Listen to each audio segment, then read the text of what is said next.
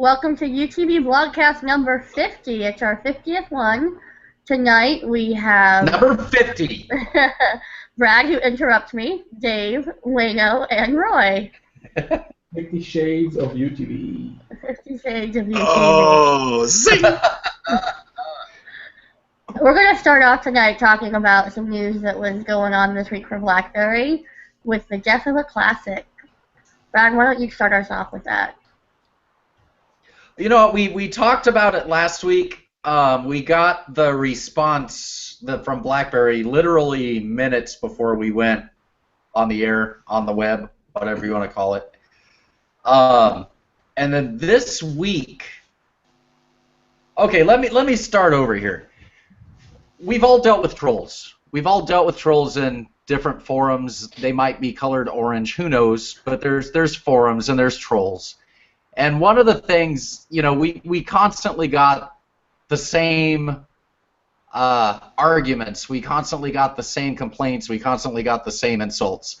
And most of them were just funny. Most of them were things that, you know, we had responses to, or Dave would, you know, ask them out on a date, one of the two.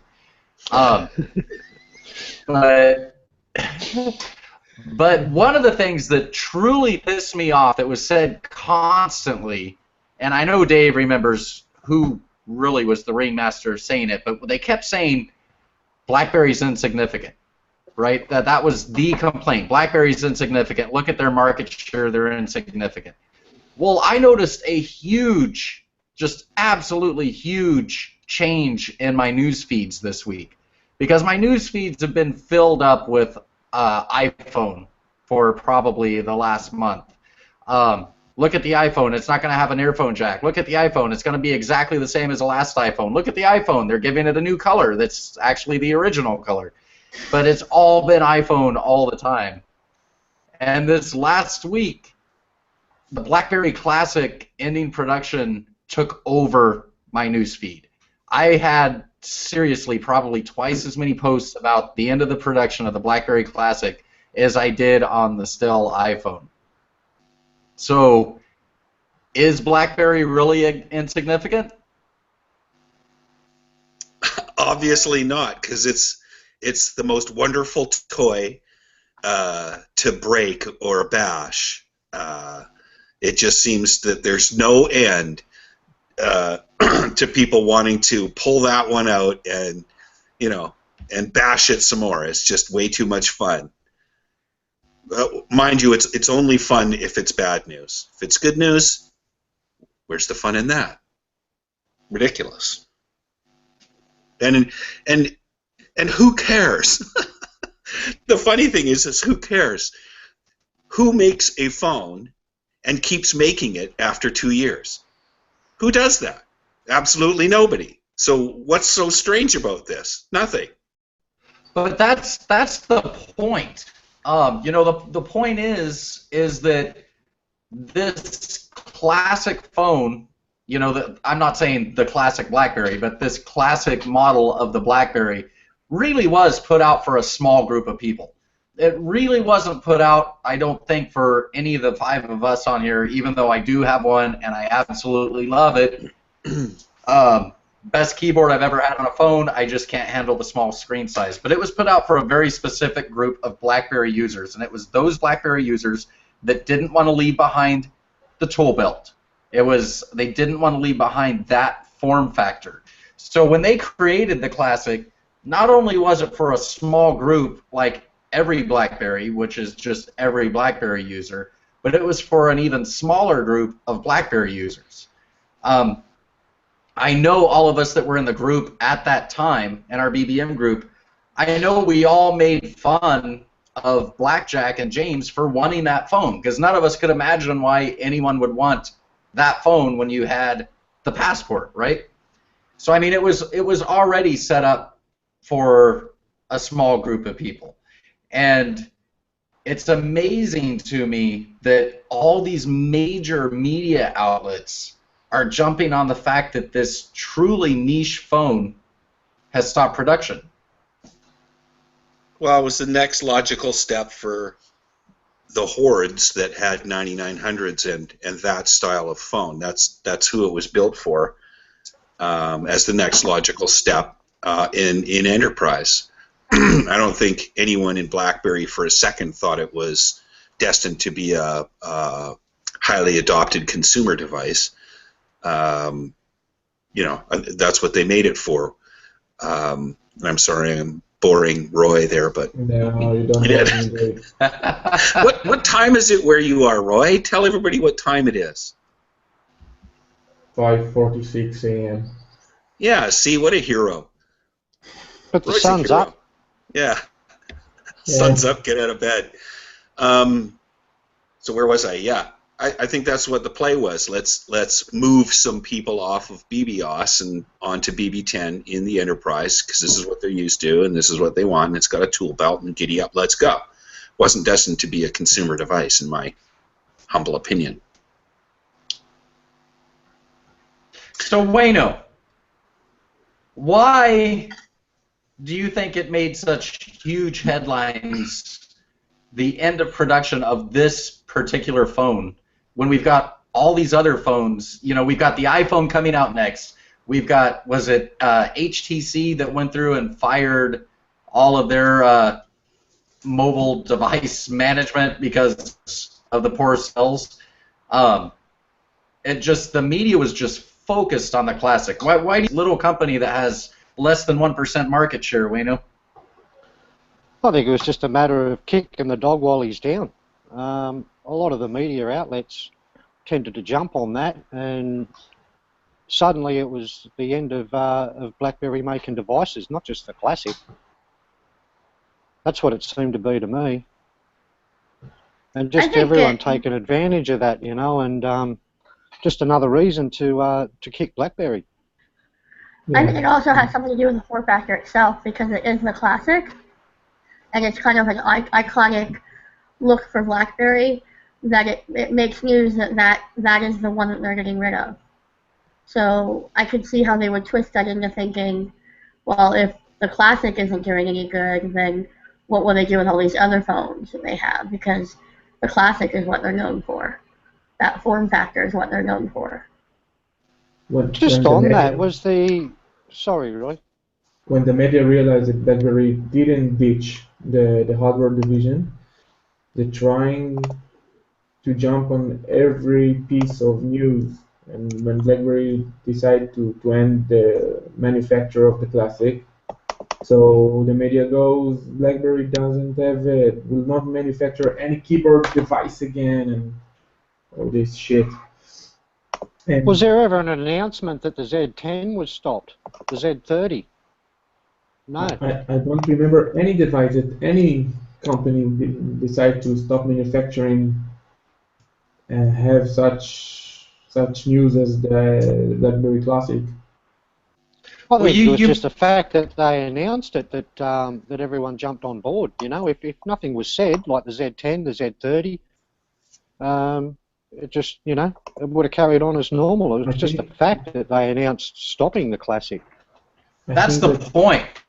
That's the point, Wayno, is that they only announced it because of the news posts that were coming out. I mean, we know the Q10 is no longer in production. We know the Z10 is no longer in production. The Q5, the Z30.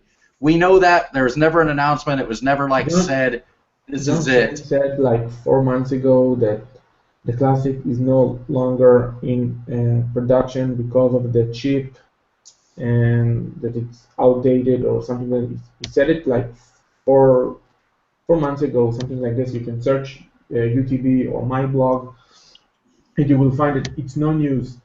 Classic stops production. It's no news for me. I didn't even post it on Larry IL because I already talked about it 4 months ago. So why now? Why the media? Why now? Because certain people in the media decided to make it a story, so BlackBerry had to respond to it. That's the issue. It will be said to the media after they said that no more keyboards, physical keyboards to BlackBerry, and they will be very disappointing with the Mercury device.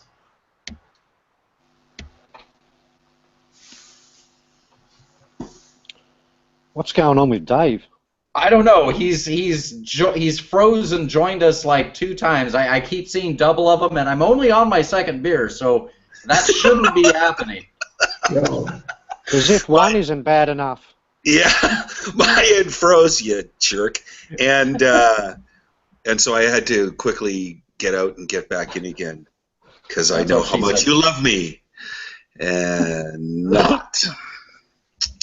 But anyway, there you go. And I mean, look at the amount of news that came out this week. We had the end of the Classic filled up my news feed, right? That was my news feed for the day.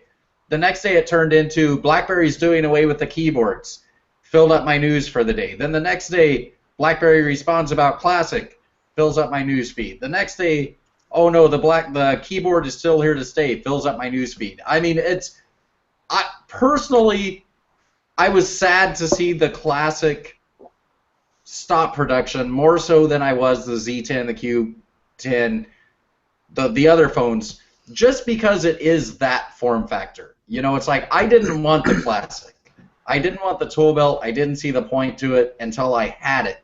And it is, I mean, honestly, that tool belt is amazing. And my dream phone right now would be the BlackBerry Passport with the tool belt.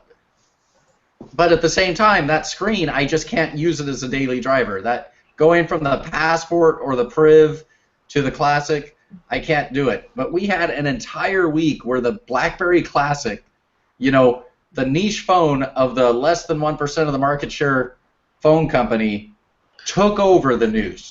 Completely took over the news. Yeah, and I think partially it's because of the bashing I was talking about before, and then partially some people are going to be bringing that up because it, you know, and I don't necessarily believe this, but there's going to be a bunch of people out there that don't think they'll ever see a keyboarded phone with running BlackBerry 10. So there's that. I don't know what the percentage is there. Form factor. Right. So, you know, there's multiple reasons for it, but it is hilarious that you know, I agree with you, Brad. It's hilarious that this irrelevant company gets all this press over something that is just a normal, you know, product cycle. It's hilarious. I think what attracted the press attention so much was the fact that it's the iconic BlackBerry form factor. But like Brad said, the screen size, to me, I think that's probably the biggest issue of it not selling that well. A lot of people these days are going to the, you know, everything's got a bigger screen. And, you know, I like the look of that phone, but I wouldn't get one because of the screen size. It's too small. You know, the Passport's great, it's got a nice big screen, and everything else these days is a big screen. People are going for the bigger screen. You know what doesn't have a bigger screen? An Apple Watch or any kind of, you know, wearable. You know, so... Yeah, but that didn't sell too good either, did it? No. Well, those people moving on from the Bold, that was a huge upgrade. It was, I mean, think about it. You had from BBOS to BB10, and then that screen dwarfed the Bold screen. But they had everything that they loved about the Bold. They had the tool belt. They had the physical buttons. They had it was a perfect phone for somebody coming from Bold onto BB10. Yeah, and that's why I think it was a good enterprise play. That's right. I think that was part of the aim of it too, to design that device to bring Bold users up to speed with the latest device in BB10. You know, those users that were hesitant to upgrade to a Z10 or a Z30, something like that, give them the phone that they're used to with all the new features. Okay, let me ask you guys this. Do you think that with the surge of press on BlackBerry this week, that shows that there might be the same surge when there's positive news coming down the line from BlackBerry? Do you think we'll see the same reaction? I don't think we'll see the same reaction, but I do think that it's a step in the right direction. There will be a certain percentage of people that will pick up on some good news and repeat it, and the CBC isn't one of them. You know, it's baby steps, I guess, because there's been so many years of bashing. It's just ridiculous. But you know, sooner or later, people start to come around. You look at even people who didn't care before. You know, 3 years ago, that started to change about a year ago. You know, John Rettinger, that kind of a person. I've even seen some positive things out of The Verge, and you know, so people who either didn't care and wouldn't report at all, or people who hated, got to start turning around, and we know who we have to thank for that, and pretty much that'd be John Chen. If there was no, you know, there has to be a reason to root for something, or at least be positive or compliment it.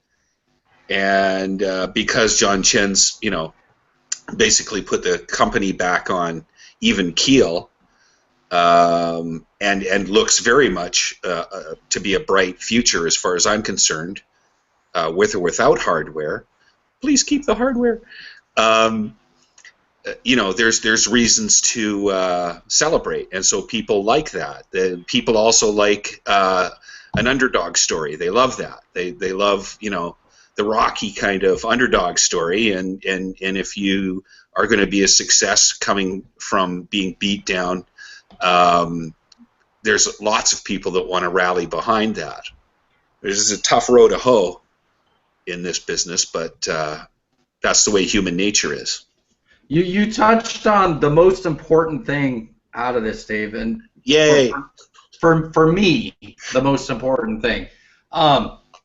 You know, I feel totally comfortable enough to say this without putting my tinfoil hat on this time, but it's obvious that there is an agenda in the media. You know, we watch as Apple takes huge hits for their drop in sales. We watch as they take huge hits as their stock price drops in such a way that, you know, it's ridiculous.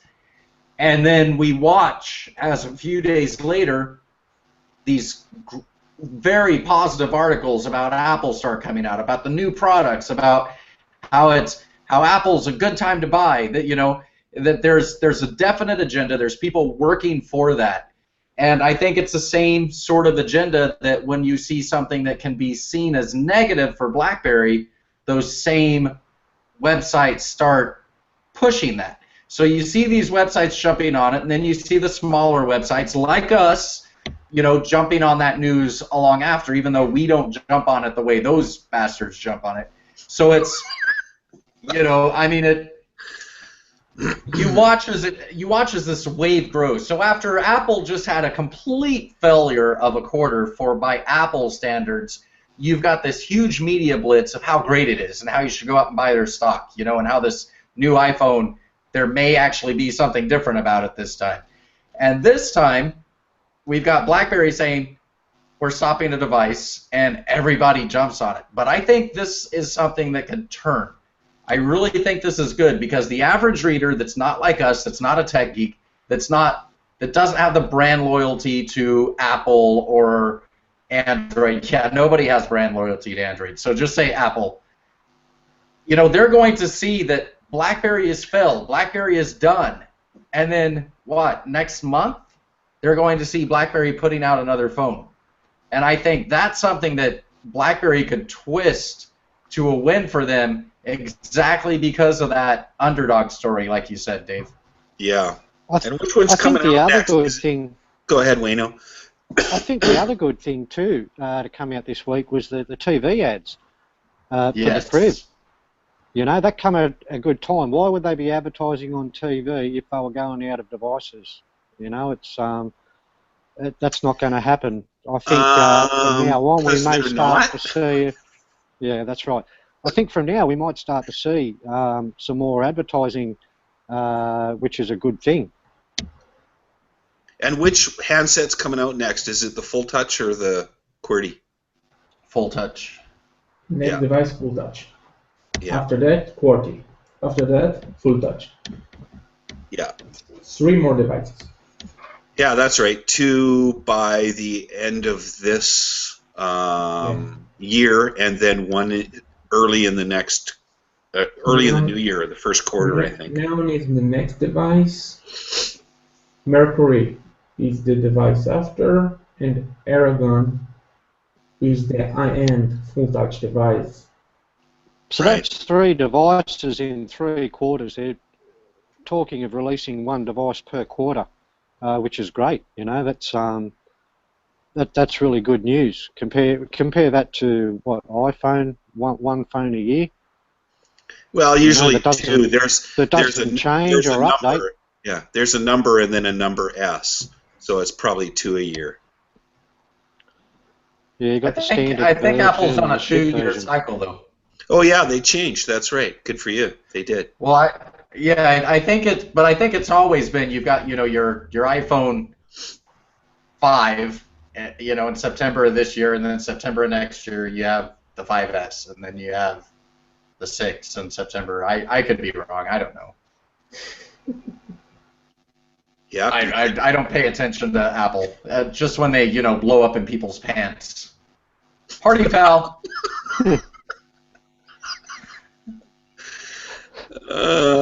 Yeah. You got sparks coming out of your ass. Yeah. Lovely. Such lovely talk, Wayno, but we won't go there.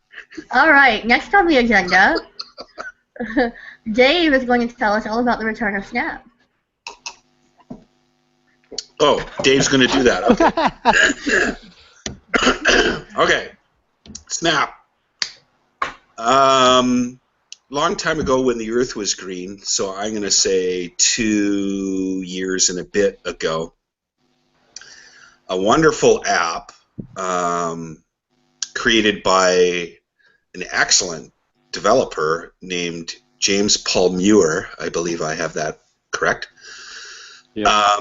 created an app called Snap, and it was available, well, it was initially put into the BlackBerry World Store for, so that people could download and use it,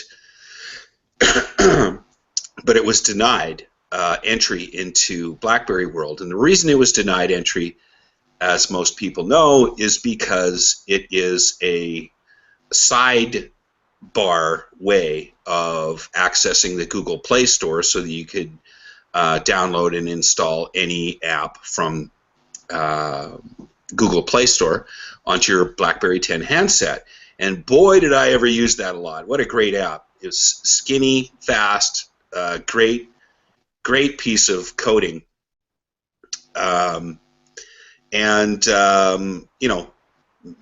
Millions of us used it to access the App Store and get on some apps that we wanted and or needed from Google Play Store that we didn't think we had in BlackBerry World. So what a wonderful buddy that app has been for many people. Well, a few months ago, I'm not so sure how long, I'm going to say at least 6 months ago, maybe more, if you changed handsets or wiped your phone or whatever and reloaded the Snap app, it no longer allowed you to log in. So there was some glitch, and James Paul Muir had previously stated that he wasn't going to continue developing that application, which many a tear were shed,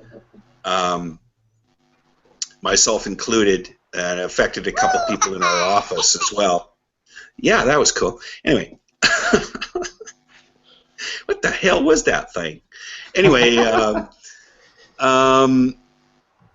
so what? The long story short, it's been announced that he has reawakened development of that app in order to fix the logging in issue so that people can continue to use it, which is absolutely fabulous for all you BB10 lovers out there, me included. You now have quick access back to the Google Play Store. Now, this doesn't discount another fabulous developer who goes by the name of Cobalt. I wish I knew his real name.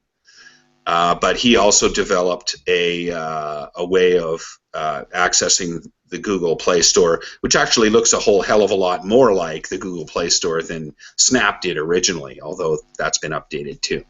So there's more than one way to do this. I just wanted to shout out to James Paul Muir because you're an awesome dev, love your app, and can't wait for it to come back into use on my Passport and my Z30 because that's an awesome app. I love it. So anybody else got anything there? And the silence is deafening. I really don't. That's what I thought he had left that. I thought he had made it open source, hoping somebody else would take it over. So I was kind of shocked to see that he was coming back and fixing it. I know there's several people in our group that are going to be extremely happy about that. Oh, absolutely. There's people at my office that want it back too. So, really looking forward to it. Way to go, James. Can't wait for you to finish that up. I think it is finished, isn't it? Don't know. Isn't it available somewhere? I did read. I think you can get it somewhere. Not sure. I didn't know it was ready. But that's my bad.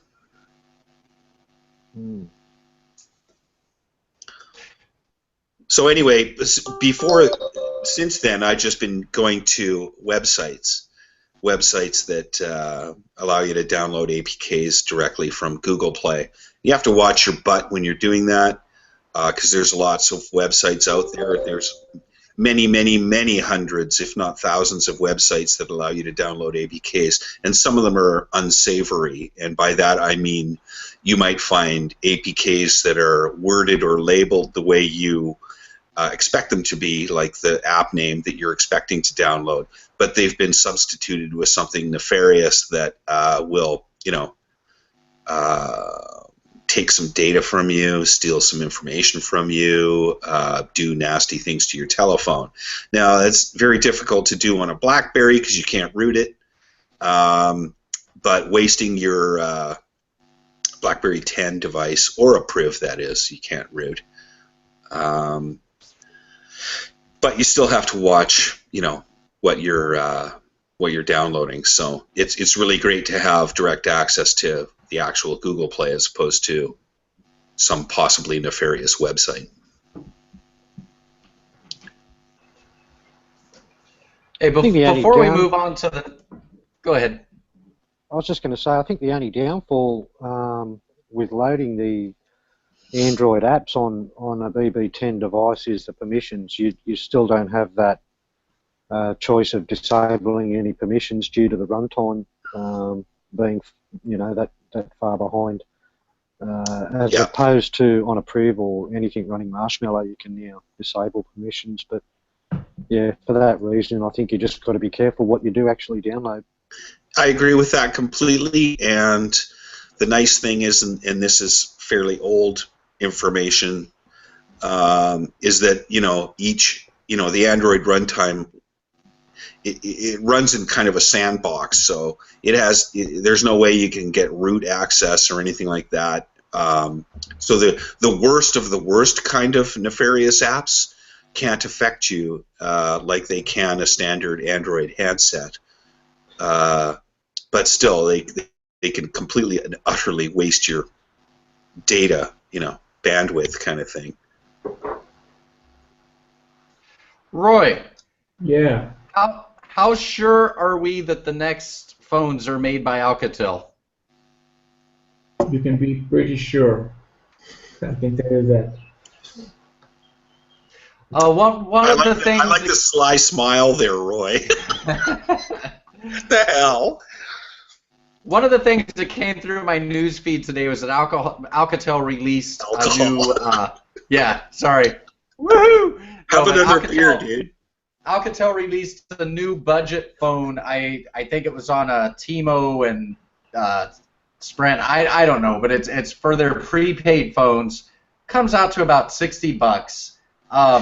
It is by no means a premium phone. It is definitely a budget Mid-range. phone. You think it's budget, Yeah. mid-range? Yeah, well, $60. It's definitely a budget phone, but it actually sounds pretty decent, and it's coming with Marshmallow out of the box. It got me thinking about. I really wish that phone would have been hitting with the BlackBerry logo on it. I really do. One of the things that I've always been proud of with BlackBerry is that they were premium phones, right? Something that we brag about. These are elite phones. There's not many of us, but damn it, we know what we want and we're willing to pay for it. You want cheapskates that don't want to pay for their apps, go over to Android. Well, now we are on Android, and we're wanting to see the company turn around.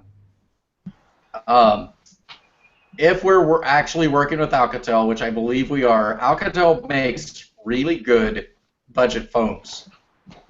Roy, what do you think about a BlackBerry budget phone? If it costs less than $200 or $300, I think it's bad for BlackBerry brand, for the branding. You think so? Yeah. BlackBerry need to keep a high quality devices by making them.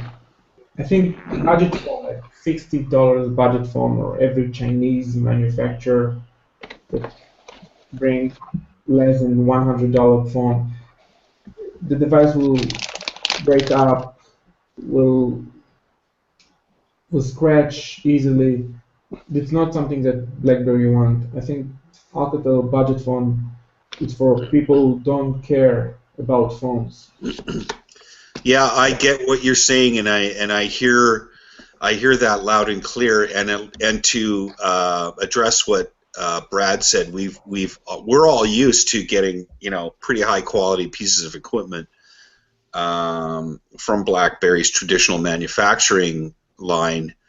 But the thing is, the overall, and Apple really hasn't learned this yet, the overall, I bet that pen tastes good.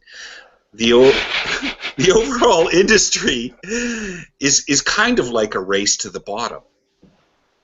And by that I mean phones have become admittedly commoditized. And so when you go to an enterprise that has 500 to 10,000 or more handset users, and this becomes more and more important as we become more and more mobile, you need something in a budget vein that can fit the bill for these masses of enterprise users. The Fortune 500s of this planet BlackBerry will not sell the Neon in the same to enterprise in the same prices. They will sell it to customers. The device cost for production it's like $275 or something like that, or a little bit less. So you're talking retail to consumer retail, Roy? Yeah. Right. So if BlackBerry will sell the Neon for $400 or a little bit less to consumers, that means for enterprise they will sell it like in 50%, 15% less, 30% less. So it's still cheap.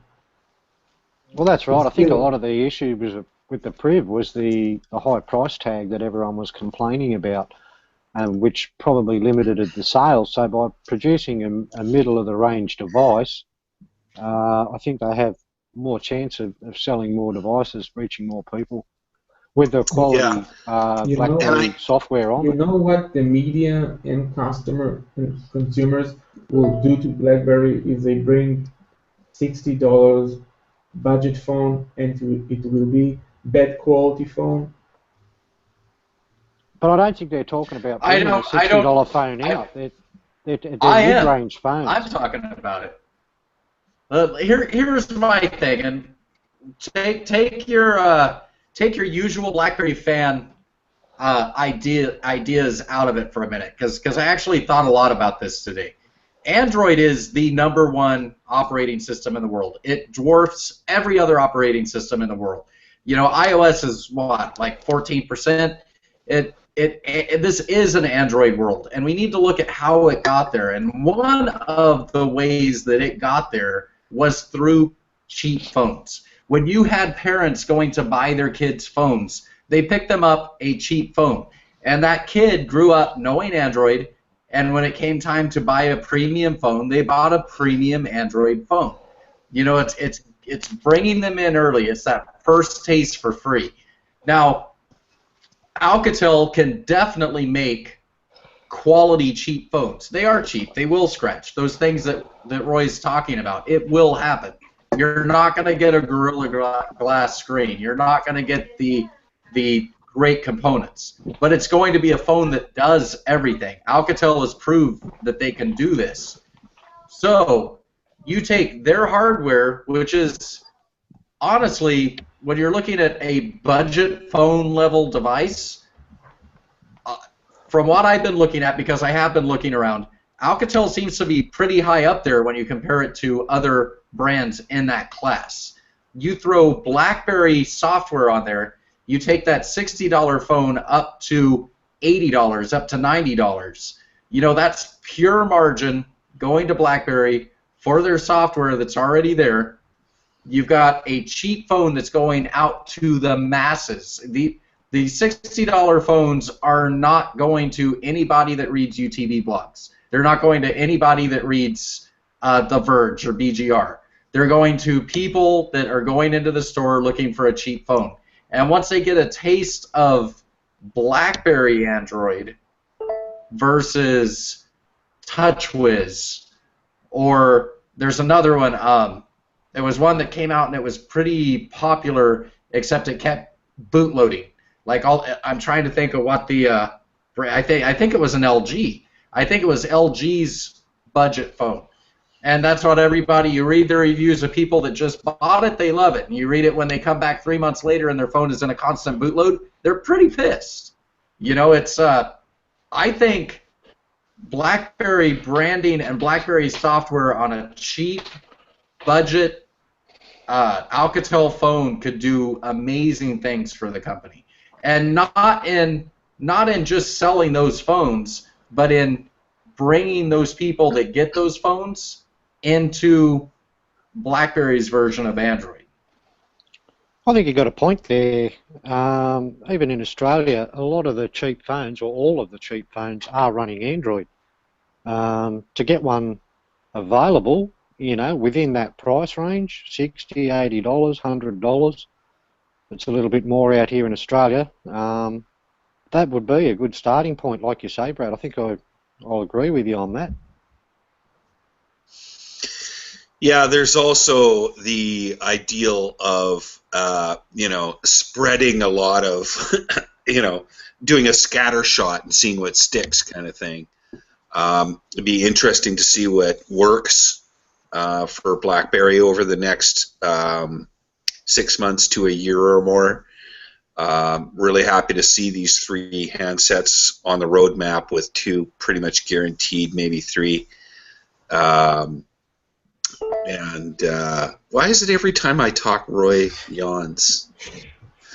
I don't get. I'm sorry, Roy. I should step it up a notch. Where's my cocaine? Anyway. Wow. Wow. I'm kidding. I'm joking. Come on. Oh, wait, but before you talk about the devices, let me just add just one thing to my budget armchair CEO plan. This phone that came out today, the only reason I know about it is because it was like front page news of all the Android sites that come through my feed.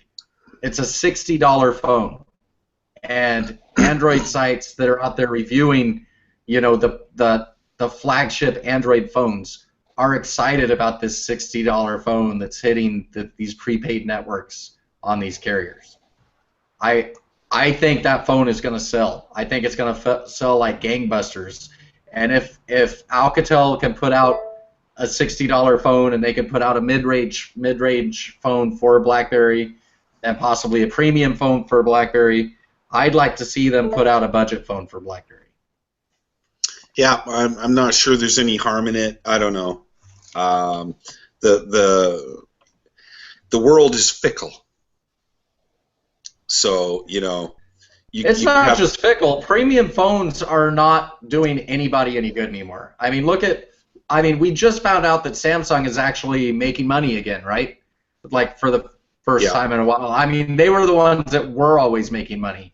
And I wish I would have like paid more attention to this before tonight, but was it HTC that they lost their corporate staff because of it? I mean, these phone companies are losing their pants putting out these premium phones. And I mean, let's be honest, BlackBerry didn't do well with the Priv as a premium phone. They admit that it's the price that hurt that phone. Which is really sad. I got to interject here because that's really sad. I did a blog and I compared exactly same devices with Apple and Samsung and whatever. I don't think I included HTC, but exact comparisons, and the Priv came out cheaper, or it came out the same with better specs and better features. So I got a real problem with people saying that the Priv was overpriced, because to me that's complete and utter, and here it comes again, bullshit. It's bullshit. Today, it's different. That was what? When did it come out? November? So we're over 6 months now. Things change in a heartbeat in this industry. Back then, when it was about to be released, complete and utter BS on it's too expensive. Today, I'll agree, it is. I'll you know what? Here's the thing. I'm trying not to talk as much, but I keep talking. But you walk into an AT&T store, and you've got your Samsung, you've got your iPhone, and you've got your Priv sitting next to each other. I agree, Dave. The full cost of the phone, I do not think the Priv is overpriced. I think it is extremely competitive with those phones. In fact, I think it's not competitive with the iPhone. I think it just kicks the ass of the iPhone. But when you walk into the store, you've got deals. You know, you've got people walking out with an $800 iPhone that didn't pay for it, and they're getting these little bonus gifts along with it. You got people walking out with a $700 Samsung with, you know, free headphones, free speakers, this and that, and they're only paying the sales tax. And then you've got BlackBerry. You got BlackBerry sitting there, and it's like, okay, this is going to cost you $700 over the next 30 months. It's going to be, you know, $27 a month. You want it or not, and you're not getting shit. So I mean, for the consumer walking in the United States in a carrier store, they're looking at the BlackBerry as much more expensive than the Samsung and the iPhone that cost the same. Yeah, it's here too, Brad. We had a couple people at our office go for Samsungs, dumping their Z30s. One of those people is watching right now, I hope, still. And it was, the incentive was just retarded. You know, one guy got a S7 Edge and one guy got an S7 regular, or whatever you want to call it. And the prices were so stupid, not stupid, but just so wonderfully entertaining that they went for it. And, you know, I can't blame them for doing that. It was an amazing deal for what they figure they needed to do, and so the Priv with zero discounts or not having a wonderful deal, whatever, like the other guy, you know, you have to wonder where you're spending your money. So I get that. I totally get that. Even if you do have Bluetooth problems constantly and probably have to send your phone back. But, you know, what can I say? What can I say? Obviously not much, because there's silence again. I'm trying to give other people a chance to talk. I'm tired of reading on the channel that it's the Brad and Dave show. Brad and Dave, yeah. But here's Wayno. Yeah, we're here. Just listening to Dave dribble on. It happens way too often. Eric has been awfully quiet. Come on, Erica. Erica's always awfully quiet. That's kind of my thing. Yeah. Erica, do you think it'd be easier where you are out? Where is that? Missouri? Yeah. Do you think it would be easier for you to promote and push a $60 BlackBerry to your friends as take a gamble on this versus a $700 Priv or a $300 mid-range phone? Okay, so this is my perspective because I used to work in education and social services, so I've worked with low-income socioeconomical families and people that are struggling, and I've been there. So I think a budget phone would be a great way to introduce BlackBerry to the masses. I think that it's a scary idea because it could turn into a nightmare as far as the media is concerned. If whenever things start to go wrong with the phones or if they break easily, I think that could be a nightmare.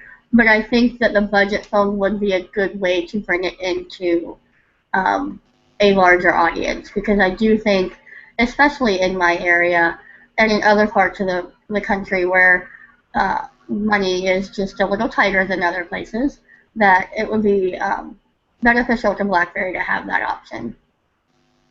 I really think it's riskless, and the reason I think it's riskless is it would be public knowledge that this was an Alcatel phone, right?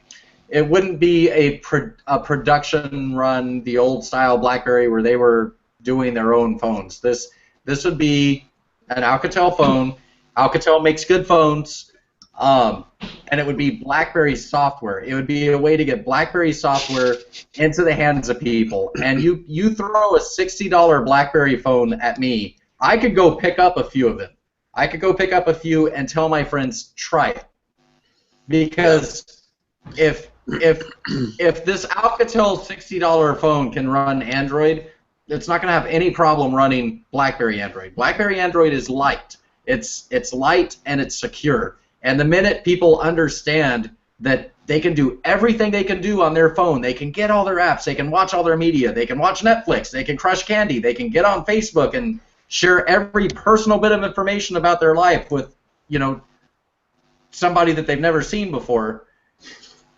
But they don't have to worry about somebody jumping into their phone and hijacking it. I think it's a win. Yeah, what you touched on there is, it's, you know what?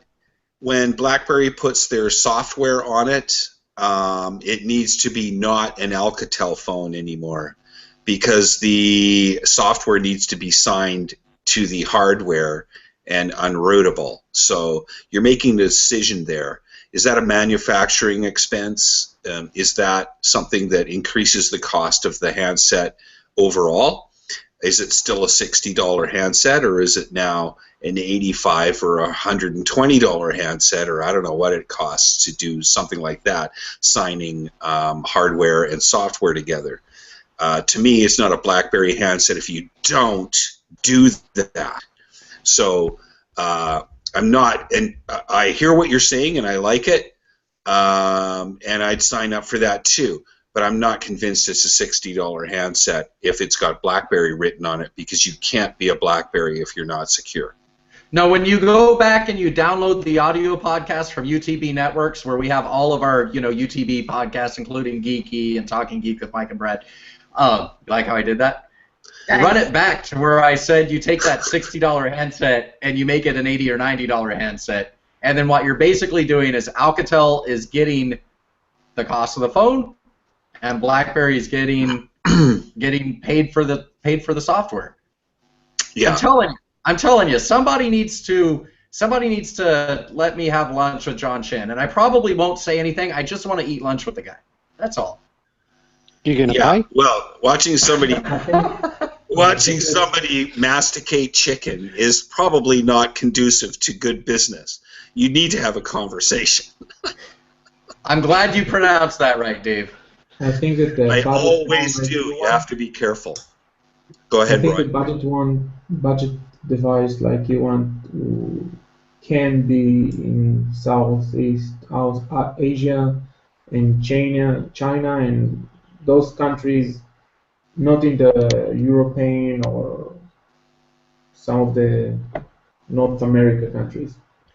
I Roy, I don't agree. I'm here. Like, I hang out entirely too much at Best Buy. Like, they probably think I'm some sort of weird stalker, and they've just stopped asking me if I need help. But I'm in there a lot, and I see these people hanging around because they're like at my Best Buy, at my local Best Buy. You've got people wandering about. You've got them looking at your headphones. You got them looking at this and that. The busiest part of that store, where there's always people waiting and everybody's all crunched together, is the cell phone area.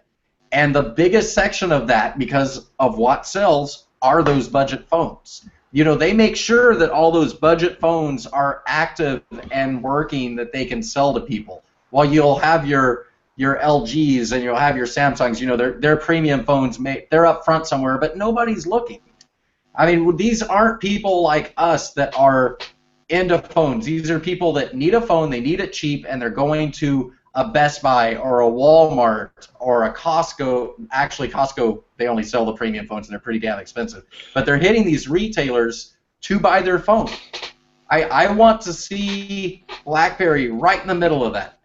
And I don't think that BlackBerry is going to get rich and they're going to be a $60 or a $90 BlackBerry phone is not going to turn things around for BlackBerry. But I think it's going to give them that customer base that will move on as they grow up into real phones. The starting and point. Nobody's going to complain when a $60 phone's casing scratches. They know what that is. When you buy a $60 phone, it is disposable completely. You never saw the media again bashing BlackBerry. Yeah. What? They made a $60 phone that cracks? Yeah. Those BlackBerry, they need to teach the hardware division. They don't know how to make devices. But all $60 devices.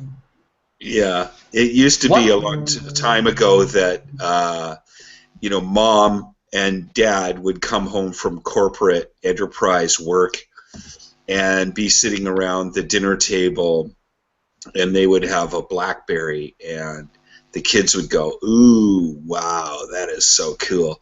And that's how the trickle-down thing happened, and that's why BBM became so popular, and BlackBerry phones became so popular, was the trickle-down thing from corporate, the world corporate. But it's a completely different world now. That's right. What you're saying is exactly true, Dave. These smartphones came from your job.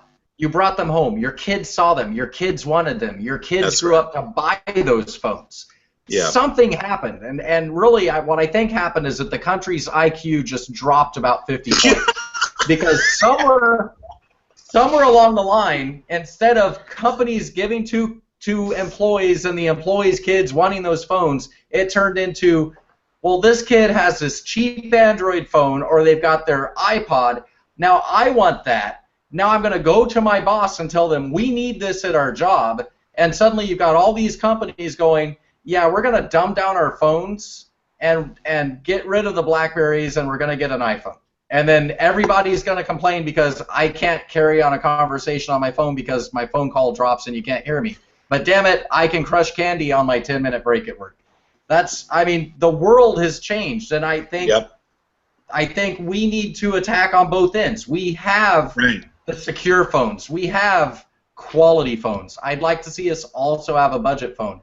And when we walk out of here tonight, out of the virtual offices of UTB, either Roy or Brad is going to be a hero. And just looking at the likability stage, I think it's going to be Roy. But one of us is going to be good, one of us is going to be bad. I'm always the bad. Everybody likes Roy. Nobody likes Brad. Roy's a pretty likable guy, I must say. I'm just talking about what my parents tell me, but you know. Yeah. Yeah. Well, I'm not against spreading the love and having a entry level, inexpensive phone, a mid-range phone, and a high-spec phone is the coverage I think that you need. You don't like back in the day. There used to be like 10 different Blackberries you could buy, this, that, different curves, and this is bold, and that thing, and this and the other thing.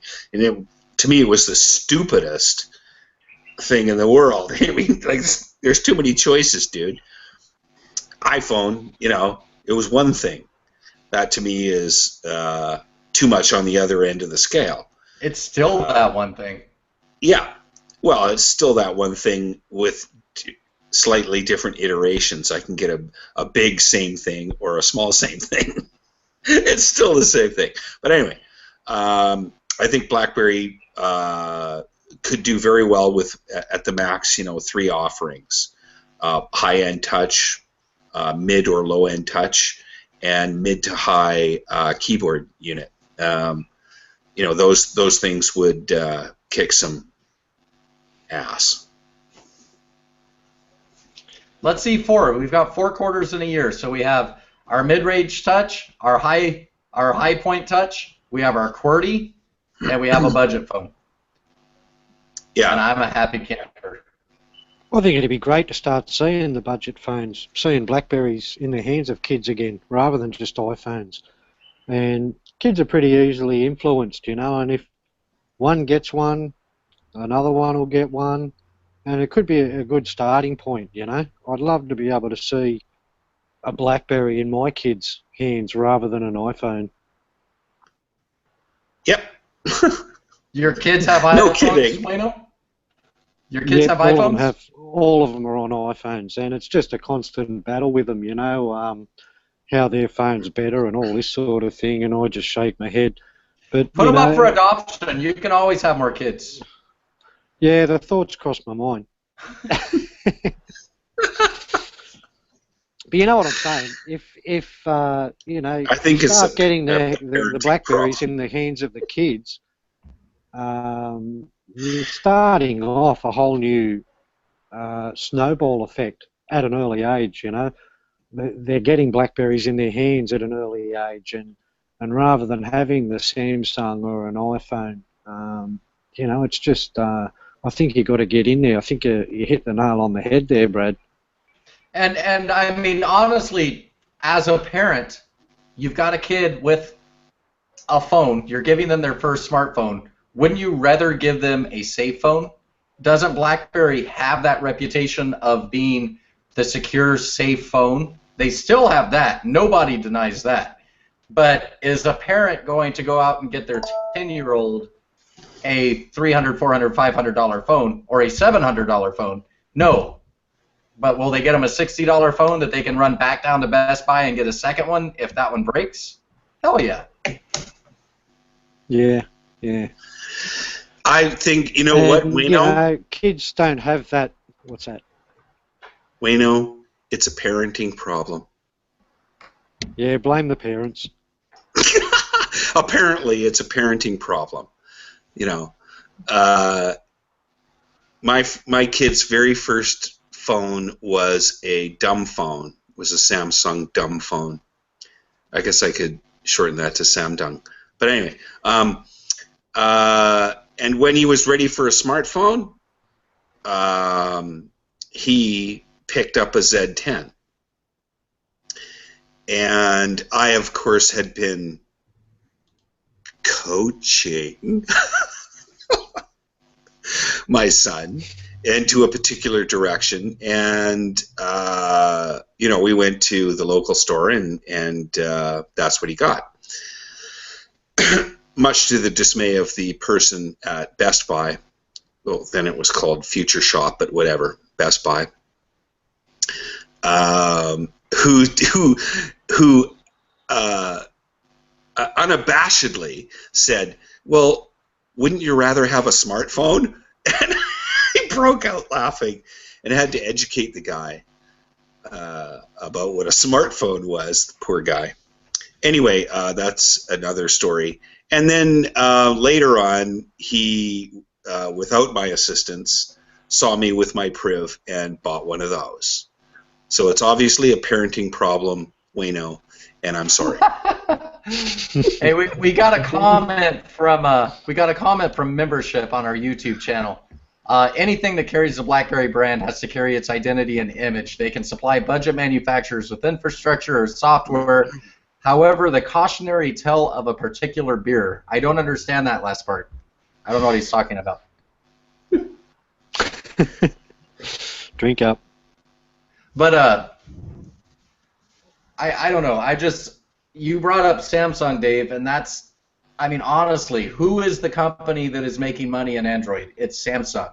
Who has made a living? Who has made a living out of building premium Android devices and throwaway disposable Android devices? Samsung. They run the gamut. You can run down to your local drugstore and pick up a prepaid Samsung Android phone. You could run down to your carrier store and buy an $800 Samsung Android phone. And nobody's harshing Samsung's Note or Galaxy line because they have, a J series that is entirely plastic and beat up. Everybody loves Samsung. What's that, Roy? Everybody loves Samsung. They paid a lot of money to the media to love them. Yeah, but why do they have them? Why do they have Samsung though? Because they started out. That's what they've. That's right. That's what they've grown up with. Exactly. Advertising. Yeah, advertising and spiffs too. You're right. Yeah. I would like to see it, and I'm really anxious to hear the people that listen to this podcast tell me I'm either right or wrong. I think we should just put a poll on the podcast going, do you agree with Roy or do you agree with Brad? Not on the Blogcast post, but you need to publish new post. I bring my opinion, you will bring your opinion, and we'll do a survey or a poll on American Ooh, it's a fight to the death. Do you want to do a point? You want to do a point counterpoint? What? Winner takes all. Yeah. We can do a point counterpoint, Roy, or a live blog and just sit there and we can just type in what we said tonight over again. I'm ready for what you're ready. Hey, do we have more than the usual 3 people watching now, or what have we got? We've had some pretty good numbers tonight, I'll say that. That's good. But I think they're getting tired and going away. Yeah, the standard joke has been, our 3 viewers. Chap loved that one. I started it, and I don't know if I started it, but whatever. That's why there's more tonight. Chap's not on, so he's obviously watching. I'm sorry. I'm sorry, Stephen. I'm sorry. But the viewers are dropping. I think we beat this dead horse back to dead. Whatever. Erica, take us out. Make us shut up. Well, that's it then. Let's say goodnight. Is that all we want got? to talk about UTB, no? Nah. We'll talk about it next time. Next time? 51. I think the only ones that would talk about a retrospective of UTB would be me and Dave, and I think everybody's had enough of me and Dave tonight. So yeah, probably. I think we can agree. Let's say and goodnight. Also, 50, because it has a 0 on the end, is kind of like year 0. There's no such thing as year 0, so, or there is, but it's year 1 that people talk about, things that happened last year. Look at Roy. He needs coffee. I think I need to have another drink to understand Dave. I need a vodka. Go look it up. The 50th show, we could have at least had party hats. Yeah, it depends on who you are and where you are when you talk about party hats, okay? Because that could be a different conversation. And I think at this point we really need to say goodnight. I agree completely. I'm shutting this off. I'm wearing my party hat, by the way. Okay, good night, folks. Good night. See you, dude.